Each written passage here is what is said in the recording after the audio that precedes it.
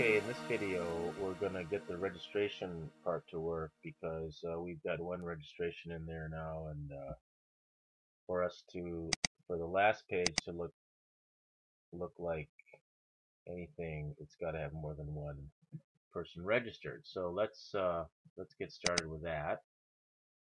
And so here, this is the login registration screen, and basically we need to make sure that there's a data source here for registration, and there's not. So let's create that service. It's a registration service. Add, and let's name this register data source. And the before send mapping would be to, let's see, to copy the login name into the reg name and the password into the password. Save and return. And the success mapping would be to copy the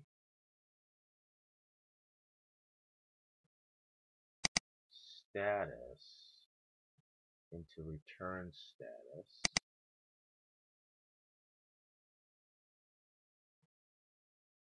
and in the storage, let's close this.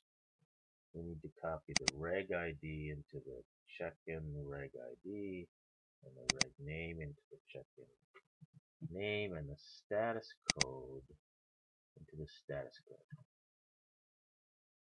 Okay, save and return. And then also, as with a successful logging in, here we want this code. Let me right click, copy. Did that work? Okay. Let me cancel this. We want that same JavaScript to run following this mapping. So let's add some JavaScript. I'm going to paste. Yes. Okay, save. And so now, let's, I got to connect up the button. Click here, and when this is clicked, I want to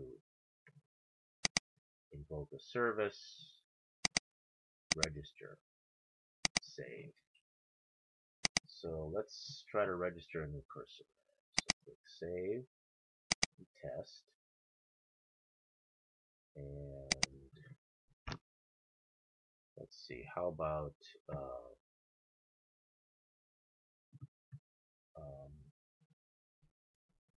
Sam Ward, Sam 99, register.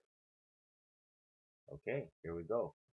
And we can get location and check me in. And so now this person is checked in. Okay, that seems to work. So now let's do some housekeeping here. When we click here, we don't see the person's name, and when we do go back to log in here, we don't see the person's name here either. So let's fix those, and then we should be done with these pages. Let's click on the that would be on load, the onload event. So when this page loads, login register screen, we want to set the property of LBL full name panel to the storage variable of check-in name, And then on the check-in screen, we've done it here, but let's open the panel here. Let's open the events, and on the check-in load, we want to set the property of label full name panel from storage variable check-in name. Save. Okay, now let's see what this looks like. Test. And when we open this, we see we are logged in, and we can go here, and it's here. Okay, great. Now let's work on the latest check-ins page. So let's go to latest check-ins here, and we might as well, first of all,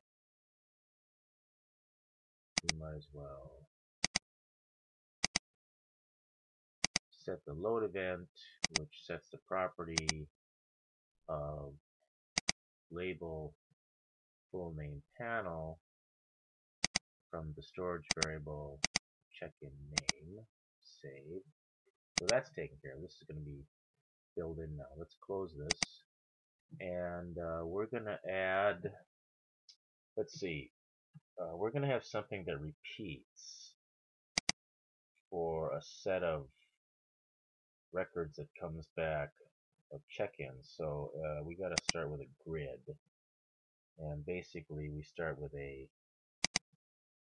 one row, one column grid, and inside that we have another grid, which is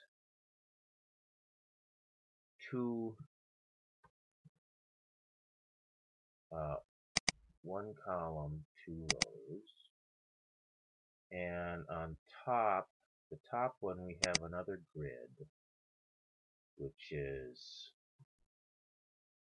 one row, two columns, and in the bottom of this second layer grid, we have another grid, which is one row, three columns.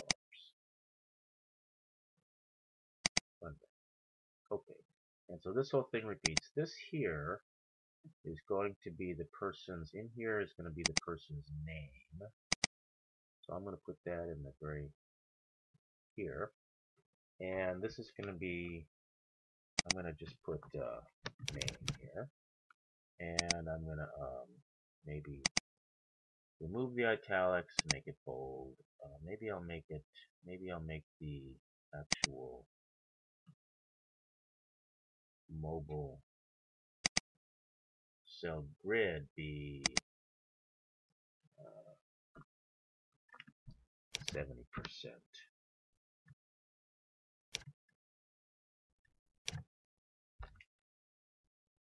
And maybe I'll make it 60%. And here, this one is going to be the check-in date. This is the latest check-in date for this person, and so that's going to be another label. And I'm going to say check-in time.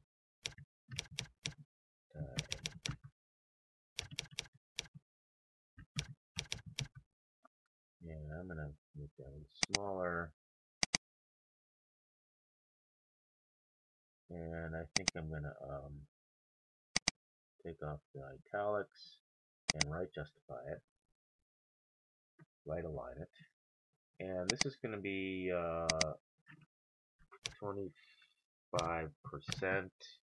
for the house number, and this is going to be 25% for the zip code. And let's see, I really do want to squeeze this up a little bit. So let's see, let me put the,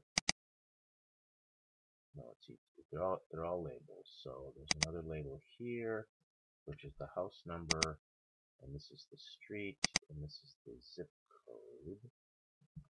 And so let me do this is, am I naming these? This one is LDL check-in time, and this one is LDL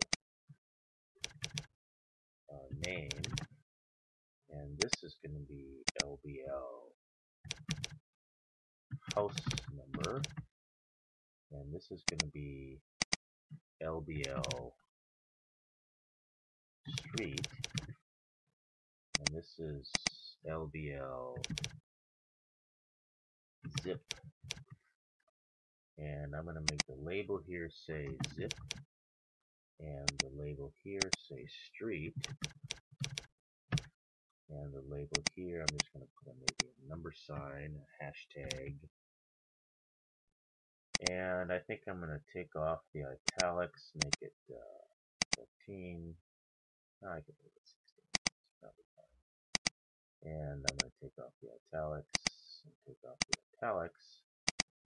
The other thing I want to do is I want to squeeze these up a lot, and I'm not really sure how to do it. So I'm going to start with this and make the bottom margin, in fact I'm going to make all the margins 0. This one, make the margin 0. These, make the margin 0.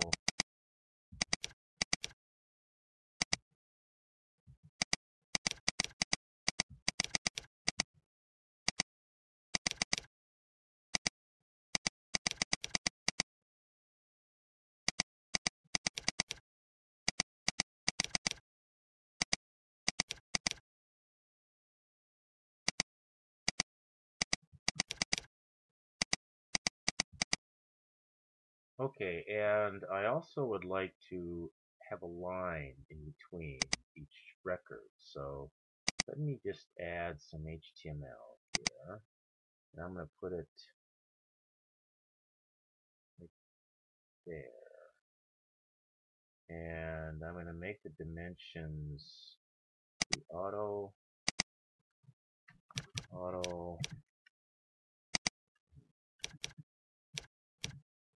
and auto.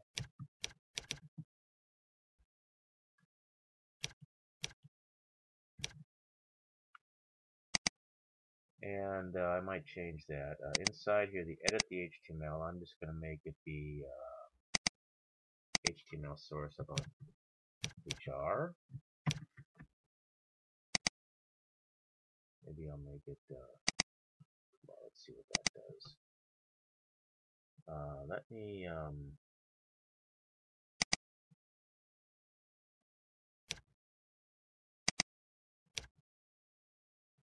I'm just going to see what this looks like.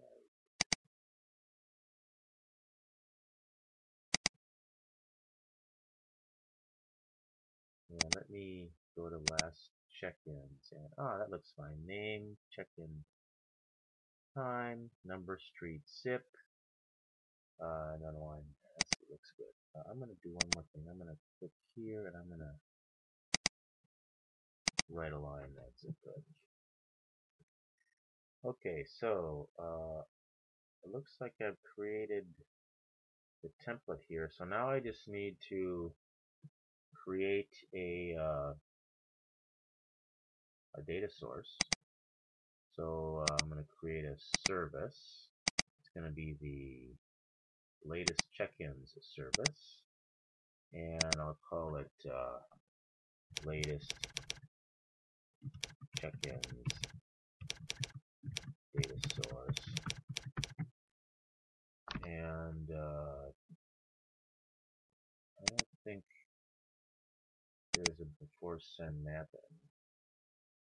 So, but there is a return, and this comes back, and this indicates that it's an array. So let me expand, and what I'm going to do is see. Let me go back. Let me cancel this for a moment. I need to go back to design, and this grid, the outside grid. Is this one? This is the outside grid. I'm going to name this. I'm going to name it GRD record container. Yes. Yes. Oops. And so now let me go back to data and the external success mapping, and we've got the grid record container here. Now this is what's going to loop. So this gets connected to here, and then inside here we've got a name, which is the reg name text, and we've got a check-in time, and we've got a house number, and we've got a street, and we've got a zip,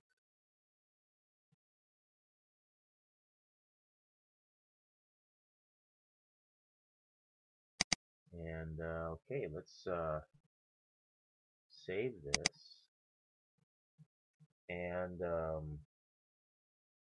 let's go back to the design, and I guess the event is going to be an onload event, and so let's click up events. Let's go to select component. Let's do the latest check-in screen, and we've got an onload event to load the panel name. We need another onload event to invoke a service, and that would be the latest check-ins data source. Save that, and let's see what this does. Let's click test,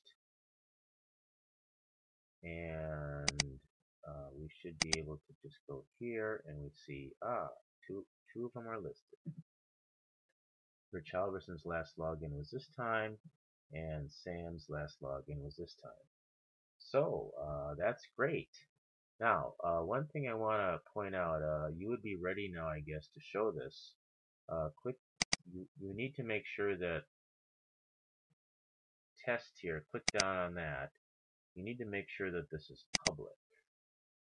And then you can, to turn in this project, you can maybe send it either this URL or this URL.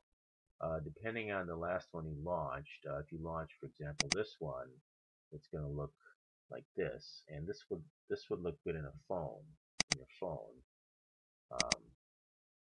But if you're looking at it online, of course, through a browser, it looks better if you launch it in the mobile frame, and it looks like this. Now, there's one last thing I'd like to do, and that is, you see how the date here looks like this? This is what the MySQL date format looks like. And what I'd like to do is to modify that, and with that, so it looks something more civil.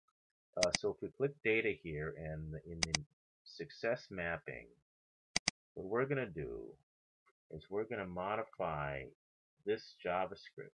This comes from the check-in time. That's going to be the MySQL formatted time, and that's going to go right in here. So before that is,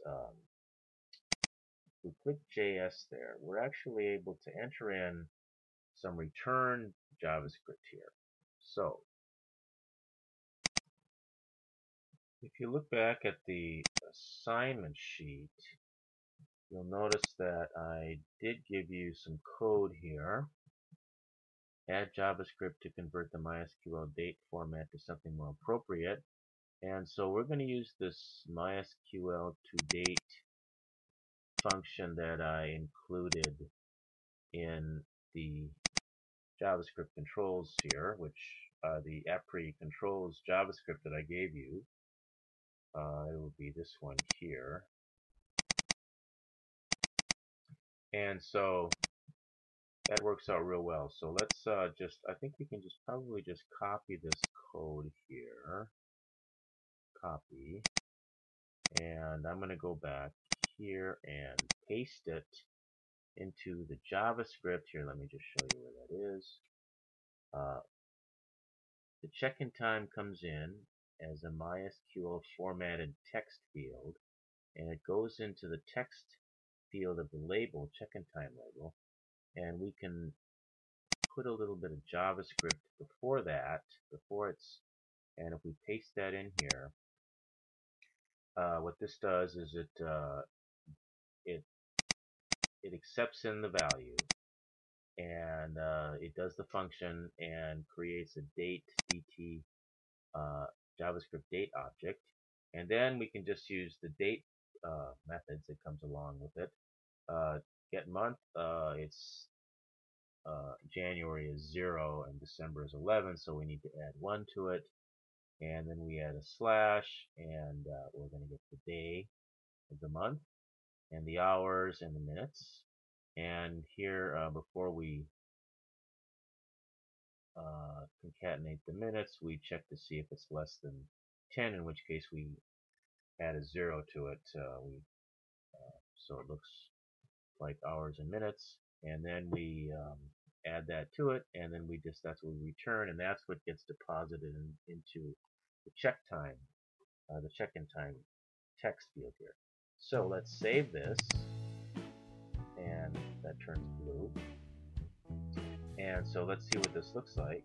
Save, and we can test this now. And let's see if there's what it looks like. And oh, look, we see the month followed by the day, and then the time in hours and minutes. And that's much more easily to read. That's much easier to read. So I think that our application is finished.